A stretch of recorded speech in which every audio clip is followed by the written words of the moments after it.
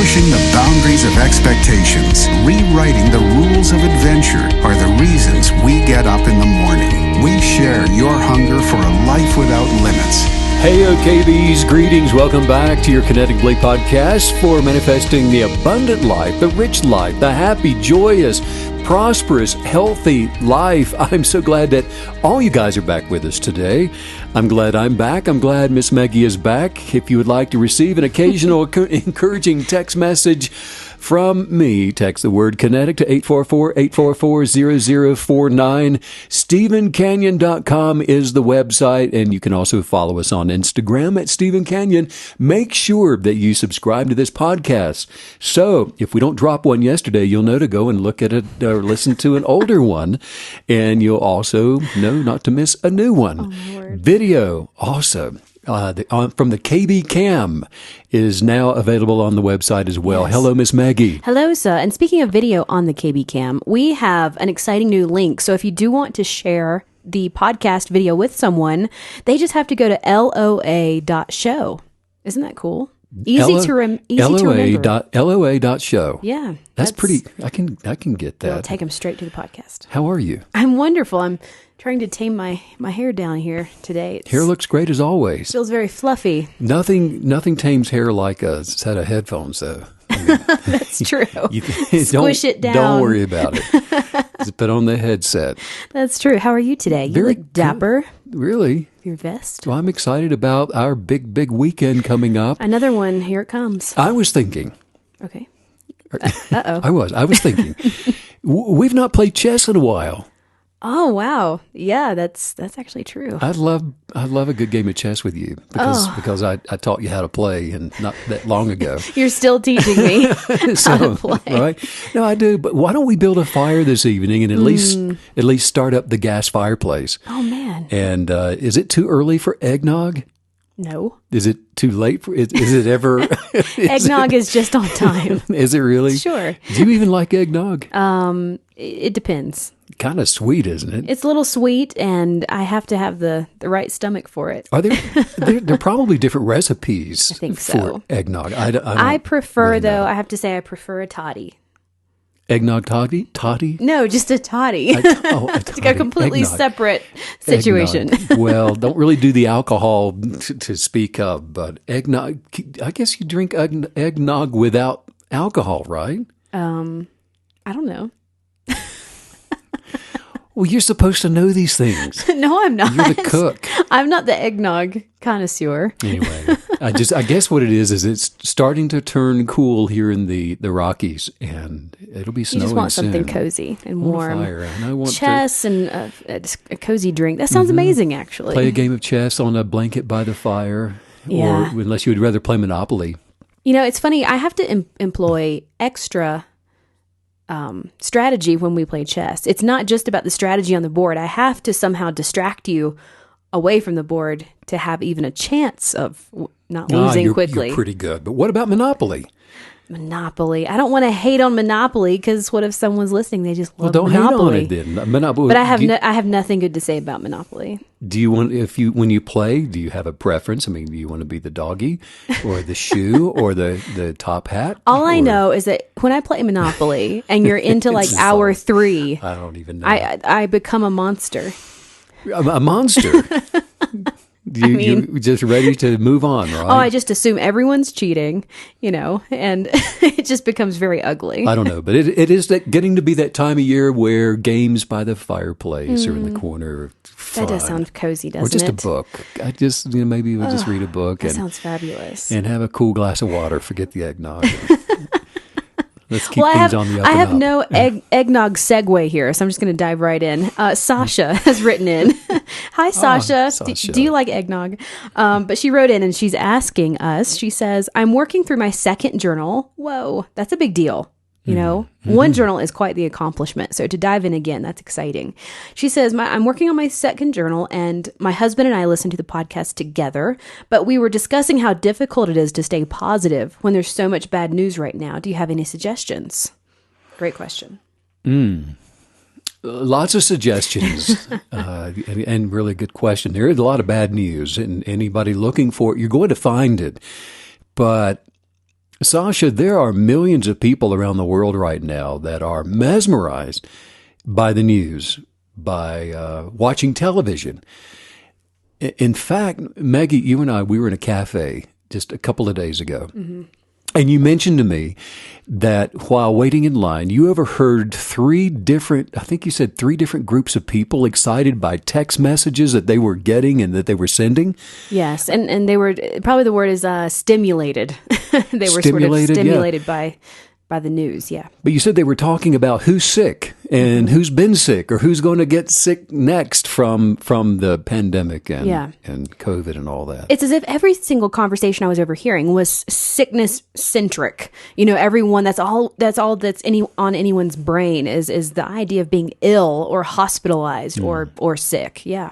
Well, we hear it everywhere. We overhear it all the time, and it's difficult to have a conversation with anybody without them immediately wanting to go to the negative, go to the bad news. The negative. Here's the deal. Sasha, is that what the name? Sasha? Yes, Sasha. Correct.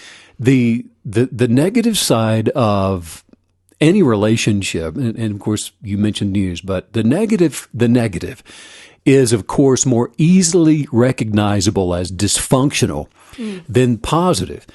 There's a brokenness that comes with a negative report, negative news, negative stories, negative conversations. It's also the negative that typically gets the attention that draws a crowd of conversation. Well, for example, I can't think of, I'm sure maybe if I really meditated on it, but why can't we think of a conversation we overheard that was positive? Mm-hmm. It draws the crowd. The negative is like, oh no, what are they? Who's sick? Yeah. What's happening? What's on fire? And those things. So it's also easier to recognize the source of negativity in social media and news outlets and even other people than it is to see the negative in yourself. Often people will complain about the negative around them, not realizing that they are perpetuators of the negative thing, whatever it is. Bad news circulars are for the purpose of controlling people.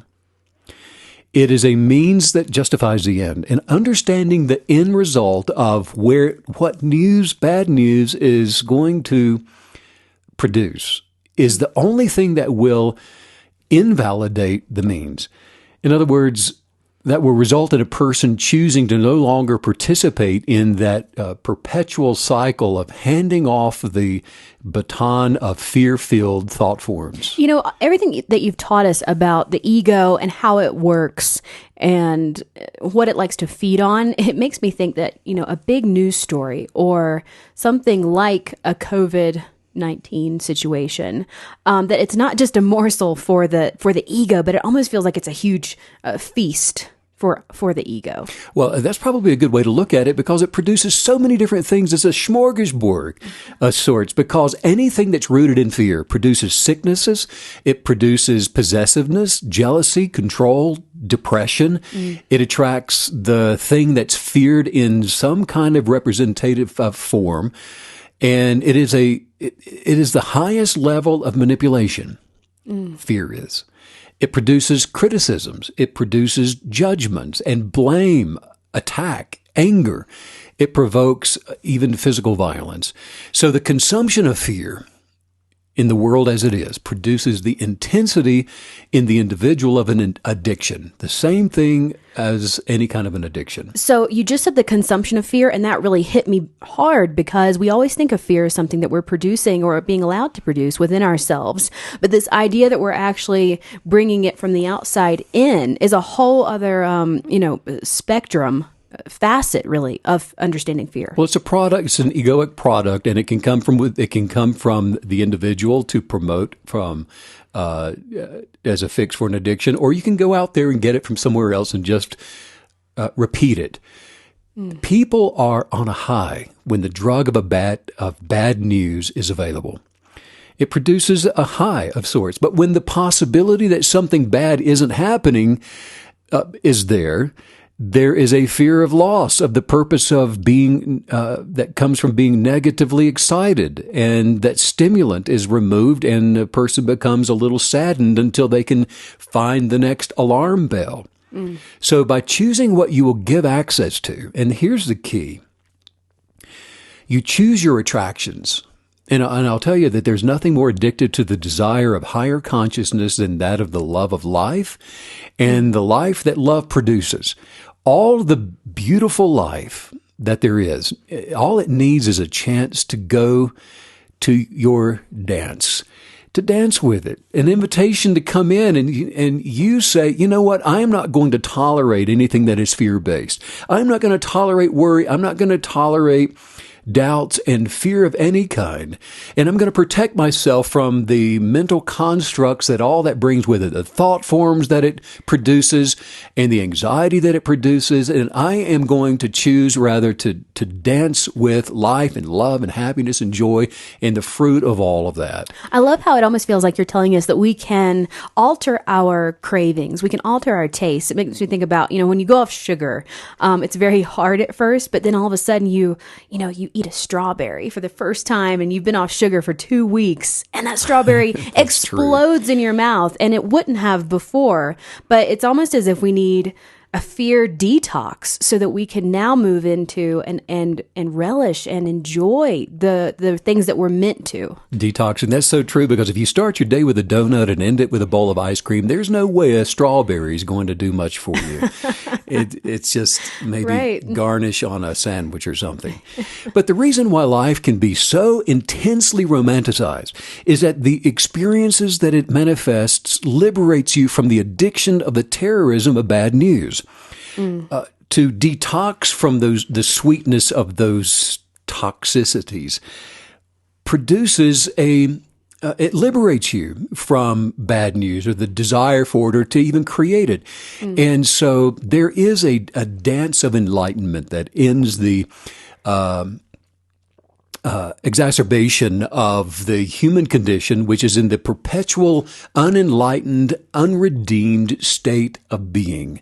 And that's really what it is. It's just you're not awakened to the better quality of life. So stimulant is an addiction. Where are you going to get it? If you are asleep, if you're unawakened, you're going to get it from bad news. You're already painting such a full picture of understanding for us. And I can feel the revelation knowledge happening. You can feel it accumulating already, because I just love that you're acknowledging for us and you're making us aware that, look, fear is a stimulant and we do need that. We are thrivers. We are survivors. We're overcomers. We're built to do these things and to overcome a thing. But sort of pointing that need and pointing that, that original source identity in the right direction is possible, because, just to say fear not, that's such a shallow understanding of what Just we stop need. it. Yeah, Just stop. Quit. Right. Thanks a lot.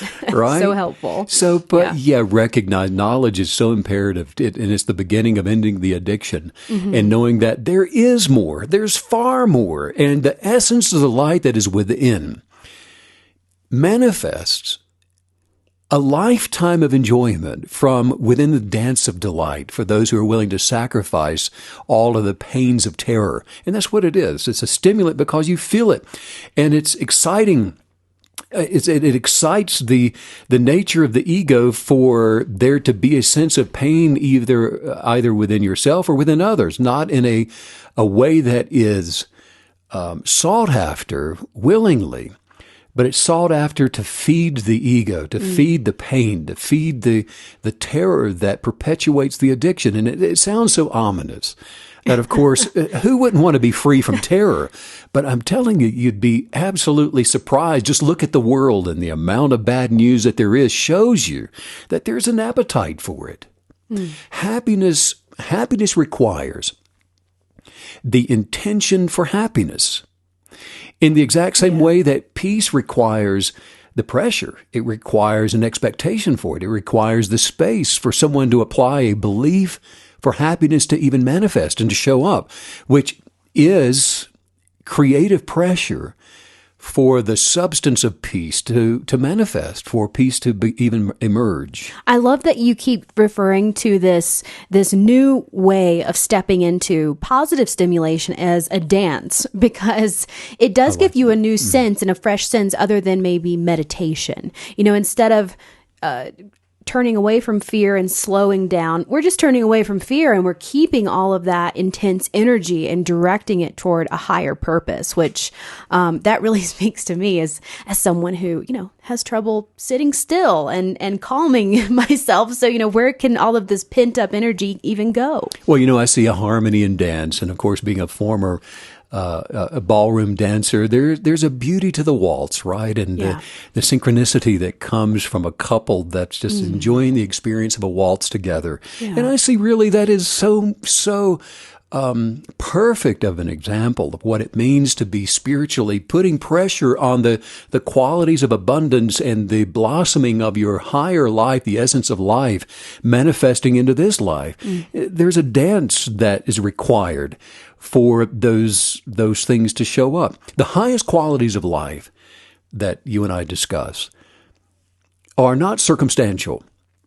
I mean, they are developed from the precursor of expectations for abundant living that we go to our journals for.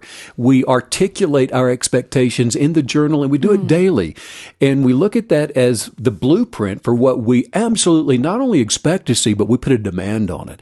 And by putting a demand on the higher quality of the essence of our abundant living to show up in our lives, we accept nothing less. We don't accept the bad news because it's not a qualifier for our expectations. It's interesting. We were discussing consuming good nutrition, eating very healthy this morning. And you made an interesting statement. You talked about how when you're eating at your best and you're fueling your physical body at its highest level, that you're doing it in a very intuitive way. And I love that word because I think it fits perfectly with what you just said, that as we go through this process, it's not haphazard. We're not just throwing all the ingredients in, shaking it up, hoping for the best. Every single word, every thought, every action is purpose-driven and also wildly intuitive to keep leading us down the path that we really want to be on. Well, again, it's those expectations. Yeah. And through journaling, you're really putting a glaze on your intuition for the quality of life that you expect to see show up in your life. And the lens for living comes from within rather than looking out and observing how bad things are supposed to be. You don't observe or listen to the bad news and then go to your journal and write down, well, this sucks and that sucks. And so I can expect this to happen next month because of what's happening over there. That's not the lens for living. About 6 years ago, the National Gallery Museum of Art held an exhibition of what has been described as paintings from one of the happiest painters in the entire world, and it was Veronese. And in fact, this was the first time that any major gallery had taken, I think they had 50 different paintings of his that they put on display at the time. And he's little known, actually. But Veronese was a painter from back in the 1500s and had established his career at the time when there was, think about it, there was the Inquisition, which he was called before for one of his paintings. I think he had painted his version of The Last Supper and had put several Germans into the painting, one of them with a nosebleed and another one with doing something else. And so they called him up and with demanding an explanation as to why he inserted these other characters. And he said, I'm just a lowly painter. I don't know. It was madness, I guess. So they gave him 3 months to fix the painting and to at his own expense. But the story is that he just went back and retitled it. Instead of The Last Supper, he called it something else, and The Supper, and they forgot about it. But the Inquisition was going on at the time. You had the burning of books, massive crop failure throughout Europe, prolific disease. He painted portraits of life when the life expectancy for women then was 49 years. Life was cruel. It was extremely hard. It was very, very difficult. And you talk about bad news. I don't know that there would have been hardly any good news during his lifetime. Even so, Veronese painted from within his higher self. He painted from where there was an abundance of happiness and joy, and that was authentically attracted from within his essence of higher living. And so he was doing something at that time that no other painters were doing. And it's been said of him that, of Veronese, that never did an artist take a greater delight in life, seeing it all as a kind of, they said, a breezy festival. Imagine, during the middle 1500s, life is a breezy festival. He was the happiest of painters, and he produced the happiest pictures in the world. Well, what made his paintings appear to be so happy? Why was everything a breezy festival to him? What was he communicating? How was he doing that?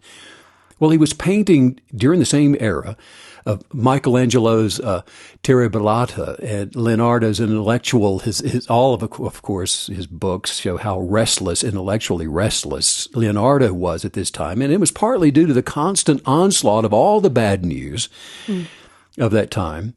But through art, what we have now, Maggie, is we've got a fingerprint of the mood of that time, which is really fascinating. Yes. Because here was, in 1550, a happy artist in the midst of news of all kinds of trouble. And he was happy. How do we know? Because he was mixing gold paint with pearls and rubies and emeralds and sapphires. And it was said that, his paintings were of the best quality and very, very vibrant, and the purest and almost perfect brightly painted diamonds. Mm-hmm. And the vibrancy of his paintings during this time was unlike any others. And to flavor his paintings, he was scattering all of these flowers, and they said just most gently throughout his paintings. And the flowers were all coming from, in his paintings, the East, with all of the most beautiful things that nature could have made with the colors that he was using. And so here, while the genius of all these other artists and painters had their own distinctive attributes that people were marveling over, Veronese's was his palette that he was using. And so from within, he chose to dance with the higher essence of all that was good in 1550. And his lens for living was filled with the brightness of love and the hues of light and the colors of the good news of abundant living. And so on the other end of the creative spectrum, the ego, what happens is it promotes bad news. Crisis, tragedy. And one might have said to Veronese, how can you paint with such bright colors? Haven't you heard? Disease is killing people. People are dying all over the world. There's a war coming to Europe. And haven't you heard the crops are not thriving? They're not making it out of the fields. There's not enough food to feed everybody. The spread of bad news, of fear of any kind, by making the phone call, by having the conversation, reading the texts and sending that on to other people, the bad news, reading all of that, the news of the day, the telling of the stories that promote worry and promote fear and doubt. All of that is the ego unconsciously hoping that a crisis of any kind, or at the very least the threat of a crisis, is going to manipulate enough punishment on other people to induce other people to change their behavior, to change their vote, to change the way that they spend money, to change the way that they live, and to change what they talk about and even what they dream about. Wow. What a profound story. And something that stood out to me above all of the other notables is that you told us he was painting, he's creating from a place where the joy and the hope and the positivity was limitless. And it makes me wonder, should we see our existence as multidimensional, and we can insert ourselves anywhere we choose and genuinely have that life experience? There's the obviously the physical realm and dimension that we can live in and sort of adhere to and commit to, or there's this kinetic belief dimension, and we can fully immerse ourselves in that. And I guess they're all real according to what we're experiencing. Is that correct?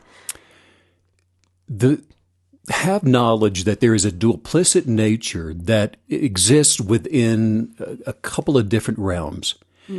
However, see that you only have the singularity of one realm where all is well.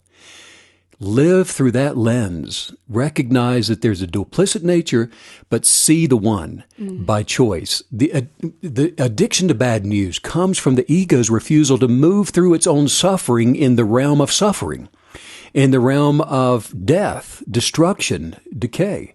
And this is true for every kind of negative addiction. And it begins with a desire to stop suffering, by the way. And the desire to stop suffering, by applying some kind of an addiction to remove the suffering, it just ends with more suffering. You cannot fix the ego with the ego.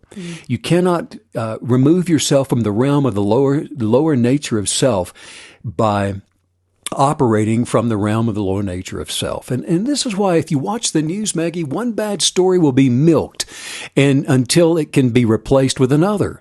Yeah. It'll go on for 2 weeks on the networks until something else comes along, or at least the promise of some kind of another fix. Well, and that's that last part there that you just said that a moment ago as well, and that hit me really hard. This idea that so much of the bad news is just the prediction that something could happen. And that's mind blowing. We're not even at the point anymore where we're hearing about things that are actively occurring in the physical world. It's just hypothetical. And it's even getting people to attract it in and put their belief into it. 90% of bad news is hypothetical. And it is just the threat of terror of more bad news. And because here's what happens in the addiction is this, that ratings for television newscasts will even begin to drop once the euphoria of a crisis has become old news. The ego, the lower self, has a life of its own, and it requires fuel. It has to be fed. Fuel can be anything that consumes the hope of life. And there is nothing more readily available than the false promise of some kind of a looming disaster, the hypothetical of one, the imagination of destructiveness, the threat of the bad, the promise of more decay, the curse of poverty, the lack of money, the threat of sickness and death, and like you were saying the other day, the return of the clown. That's just what we need right now. Isn't it? For the clowns to come back. I have a question about news, bad news, negativity. So obviously there's a lot swirling around that when we see it, we consider it, we think there is literally nothing I could do about that. There is not one thing that I could actively participate in to fix that seeming problem that's presenting itself. However, what about the things that maybe we could fix or that we could help? Or obviously there's a lot of suffering in the world. And so how do we dictate to ourselves what we'll take in or what we'll become aware of, and then what we even engage in? Compassionate efforts and deeds don't require bad news. The only kind of news that you should be responding to would be if there's a fire coming up the hill and you need to get out of the house. And that is circumstantial, factual news that's going to affect you to where an action's required. Everything else, glass breaking on the other side of the planet because of an earthquake, there's nothing you can do about it. And so we don't consume the negative energetics of that by imagining what it would be like to have glass breaking in our home. Because, look, in a world where compassion responds to needs, here's what happens. The positive sustenance of life is often given where it's not been spiritually called for, where there's no alignment for it, where there's not an attraction for it. And so there's a brokenness where compassion's responding where it should not be responding. And so it's moving in with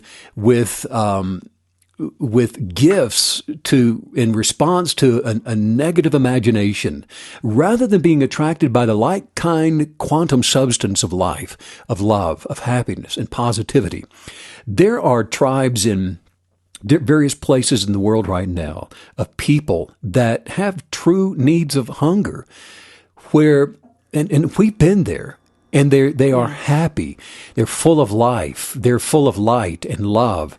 And they're working hard to take care of themselves, where gifts of kindness and love and sustenance and food and clothing are certainly part of the attraction of that light, and the energetics for attracting more is evident. But when things are wrongly given compassionately to a space of negativity, what happens is you've become an enabler for the one who's addicted to the terrorism of bad news. And so what they do is they develop in the discipline of spreading more bad news for gain.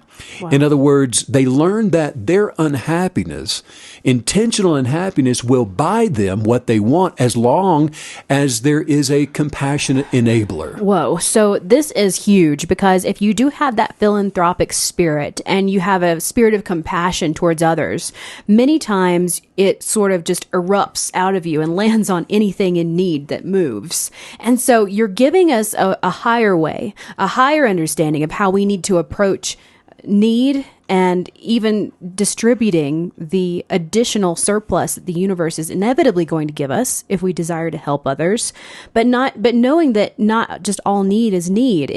I love this idea that we need to be intuitive. We have to be aware of what is attracting the gift that we're ready to give. Because if we're not aware of that, what you just said is so powerful. It's going to be squandered. It could even be harmful. And so just knowing where to put those energies is what a powerful, powerful revelation. Well, and you're asking, what can we do about bad news, and how do we choose what to consume and what not to, and what to pay attention to and what not to? And this is really the beginning of changing that. Because, look, if the thinking mind, the egoic pretender, didn't believe that fear worked for sustaining the egoic life, then it would not fabricate bad news or disseminate it. There wouldn't be an audience for it. The ego requires, for the stories that it tells and the lies that it believes, the ego requires a Paul Revere to ride like the wind, warning of an impending invasion. Otherwise, without the frantic warning of some encroaching black cloud, the ego would just cease to exist. It would dissolve into the quantum wave form of thoughts where it came from, drifting aimlessly, looking for someone else to devour. So are we allowed to be what most people would call uninformed? I mean, is that okay? Is it really okay to go through life? And because I think it's such a cultural teaching that's deeply, deeply embedded in us. And I don't think it's just Western culture. I think it's probably global at this point, that you need to know what's going on. You need to be aware. It's part of your duty, or you just need to, because it's part of your existence here on this earth. Oh, yeah. You do want to know what's going on, but what's going on is the higher state of consciousness. The lower state of the ego is going nowhere. So you do want to know what's going on, and that is love and light and peace, joy, happiness, prosperity, abundance, the full life, the blessed life. Wow. Because what's not going on is terror. And the terror of fear must be believed in order to exist, to continue on. Wow. And it will come to an end. It will not continue on. It sounds like you want us to make sure that we're adding this to our journaling as far as reprogramming, because this is a big one. We are steeped in the idea, in the traditional idea, that the atrocities are the most real thing. But what you're telling us is that the most real thing is the highest eternal self that will never corrupt, and it will go on and on and on beyond anything that's happening in the moment. Yeah, what I'm saying is you do want to be informed by the good news of your eternal existence. You want to be informed by the alignment of what's possible through believing the higher essence of yourself. Wow. Bad news must be entertaining to someone if it is to occupy their thoughts. Right. Bad news needs a stage in order to exist. And the playbill for the theatrics of terror must be believed before the cast of characters are ever allowed to perform. And so what I'm saying is, refuse to show up for the show. Refuse to ask for more. Refuse to stand up and give an ovation so they'll come back out to center stage and tell you more. Refuse to take center stage yourself. And if you, by refusing to do those things, you will absolutely attract the abundant life to replace what has been filled up by the negative energetics of bad news. And so the energy and the power of the truth of your genius, it flourishes when you love yourself to become bold enough, brave enough, and courageous enough to say no to anyone and anything that attempts to dazzle you with the negative egoic imaginings. But only you are responsible for breaking the addiction. No one else can do this for you. But let your emphatic no come from within higher insight and not from some kind of an emotional reaction because you listen to this podcast. Let it come from a conscious knowing of what is right for you in the space of your moment. Something really exciting about everything you just took us through is that it's helping us reevaluate the value system for light and positivity and projecting that into the physical world. I think all the time about whoever decided, at the beginning of World War II, they just sat up and decided to make The Wizard of Oz. Mm-hmm. And, there is a deep and lasting and eternal value to being that light projection, no matter what the circumstances are. And I like that because sometimes I think we're taught that it's frivolous and that art is frivolous and art is just a luxury. But these things and light and projecting light, it's a necessity. And especially if you're a kinetic believer. Most people that I've talked to and I've asked before, could you imagine what life in heaven would look like? What would you talk about? What kind of conversations would you have if there was no suffering and no destruction? If there were no bad news, what kind of conversations would you have in this place? And so if you use that as a litmus with daily living here in the land of the living, ask yourself, is this a conversation that I would have in a place called heaven? And if the answer is no, bail. Don't involve yourself in it because that is not the stuff of the abundant life. Anyone that is not enjoying the dance of their delight, flourishing in the substance of life and all that is good, unconsciously attempts to get power and energy from whomever they can. Mm-hmm. And they will get it from you when they recognize that you're in the light and that you are in the love of high vibrational energetics. Would you say that heaven is really a representation of the higher consciousness that we're trying to connect with and live from all the time? The idea of heaven absolutely is, because that's where it's constructed from. And, we are advancing toward perfected completion, and that's what that means. In a place where the struggles of the ego no longer exist. Mm. And so that's why it's imperative again, and I want to keep going back to this, because this is how we deal with it. This is where we put pressure on it. Mm.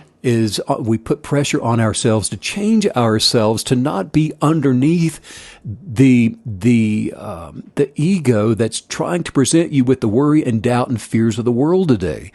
Because if you get somebody, for example, you get the phone call, and if you argue with them that's trying to present you with some bad news, if you fight against them, if you try to correct them, you'll become unconscious like them.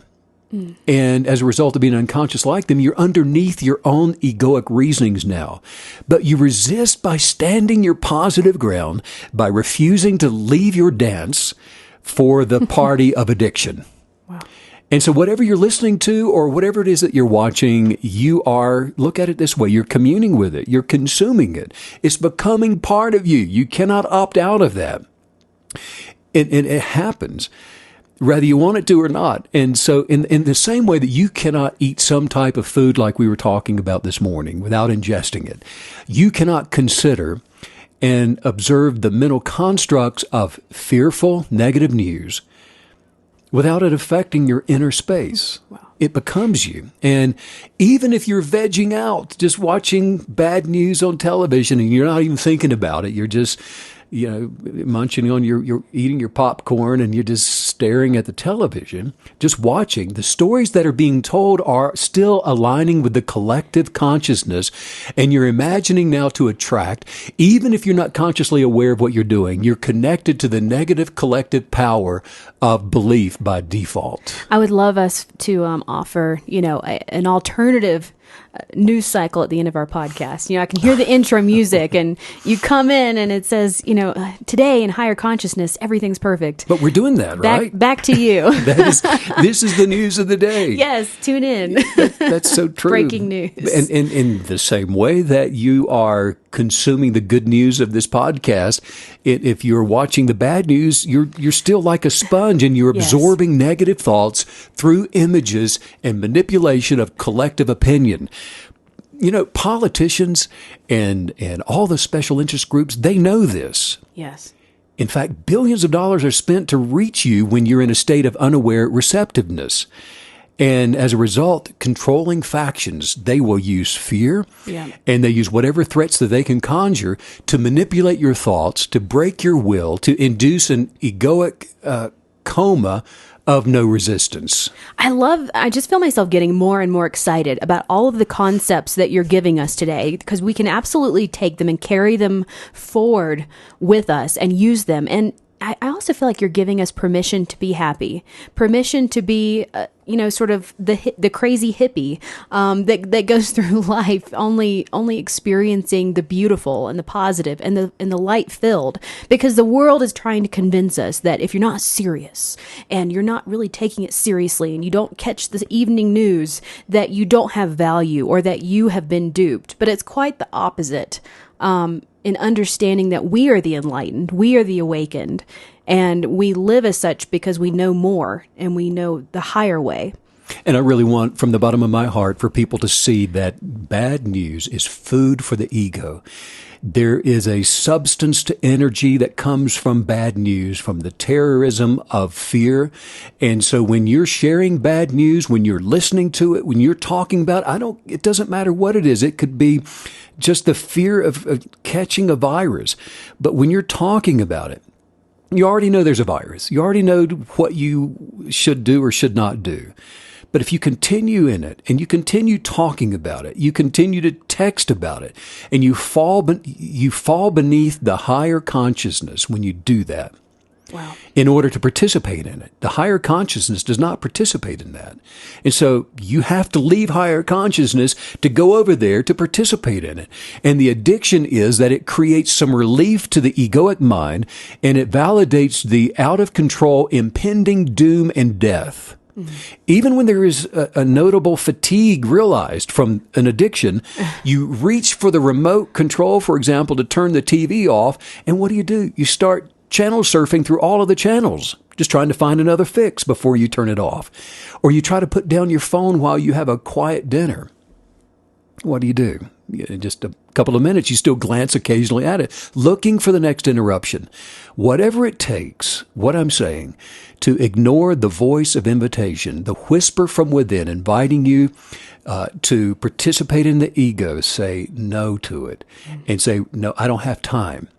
It's not on my calendar today. I've got this dance of light and love that I'm running a little late for.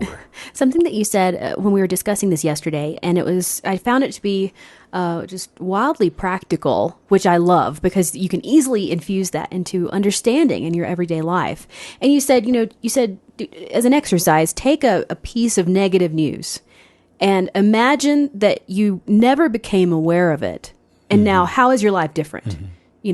What's different about your life? And I guess the point is that the only thing that's different is that you're not carrying around that burden of knowing and the burden of fear. It doesn't actually change what you're doing. That's a great point, and it's a quick litmus, isn't it? Yeah. Whatever political persuasion you may be of, and look back over the last, couple of decades, and maybe when a party of opposition was in the White House in the United States. Now imagine if you didn't know that person had been president. Let's say you never turned on the television for the entire time that they were in the White House. You had no knowledge about what they were saying or doing, or what they were being accused of or not accused of, whatever it is. You knew nothing about that. How would your life be different today? Well, imagine if you could get back all of the hours, all of the time spent fretting and worrying and complaining about what you were being told. How would your life be different? See, that's just a great example, like you're pointing out. Because, look, the lies The lies of bad news, which is what it is, are the deceitful weapons of terror that threaten and they intimidate you. They are the prison bars that lock individuals up in sickness and in poverty, in fear and strife and arguments. Wow. But the revelation of the truth of unconditional love will set anybody free to begin attracting and to start manifesting whatever it is that they can think of or imagine. The way that you just described all of that, it gave me the sense that this is putting the focus back on yourself. And ultimately, this is unconditionally loving yourself first, which, as you've taught us for many, many, many hours on this podcast, that is the secret. That is the key. That is the key to succeeding. It's the key to good relationships. It's the key to ultimate happiness, is unconditionally loving yourself first. And this is yet another way to achieve that. Right, because your original self, the unconditional love for your original self, the person of you that came into the world fearlessly wanting to live, just wanting to live. That is your true self. That is the person of your highest self. Anais Nin wrote in her novel, she said in the, I believe it was The Four-Chambered Heart, she said, "I must be a mermaid, Rango. I have no fear of depths and a great fear of shallow living." You don't want to be a shallow liver and have a shallow life, which is the result of being under the fearful optics of bad news. It produces shallow living. Never worry.